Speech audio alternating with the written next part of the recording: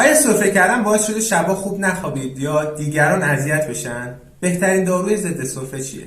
سلام، من محمد زارعی ام، کارشناس ارشد داخلی جراحی و میخوام در این ویدیو شما رو از شر سرفه های آزاردهنده خلاص کنم. پس تا آخر ویدیو رو حتما ببین، چون در مورد داروهای کودکان هم میخوام صحبت کنم. در ضمن کلیپ حاصل یک پژوهش کاملا علمیه و نظر شخصی من نیست. قبل از شروع صحبتمون لطفا همین الان پیج رو سابسکرایب کنید و با روشن کردن زنگوله اولین نفری باشید که از کلیپ های بعدی من مطلع میشید. اول بریم سراغ داروهای بدون نسخه. در حال حاضر داروهای زیادی به عنوان ضد سرفه و خلط‌آور بدون نسخه توی داروخونه ها پیدا میشه، ولی همشون موثر نیستن. خب باید چه دارویی بگیریم؟ اول بریم سراغ داروهای بدون نسخه یا OTC دسته اول.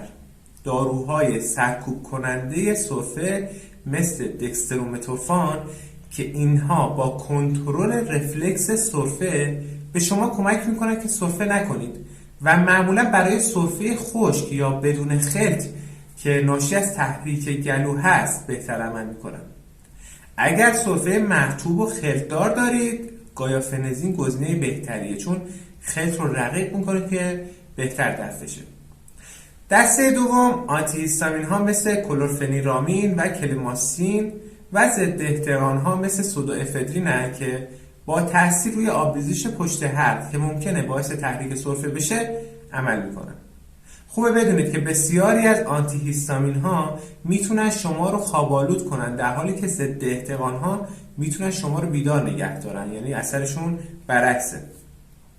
دسته سوم داروهای ترکیبیه. ممکنه نیاز باشه از داروهای ترکیبی مثل موسینکس استفاده بشه که اثر بخشی بیشتری داره، ولی پیشنهاد میکنم در مواقعی که سرفه شما همراه با تب یا تنگی نفس هست بدون مشورت با پزشک سمت داروهای دیگه نرید. اگه هنوز این کلیپ رو لایک نکردی لطفا همین الان لایک رو بزن. این کار به ما میفهمونه که محتوای این کلیپ براتون مفید بوده و به ما انگیزه بیشتری میده که ویدیوهای بیشتری براتون تولید کنیم. بریم سراغ داروهای نیازمند نسخه که توسط پزشک تجویز میشه که بهتره بدونید که این داروها چی هستن.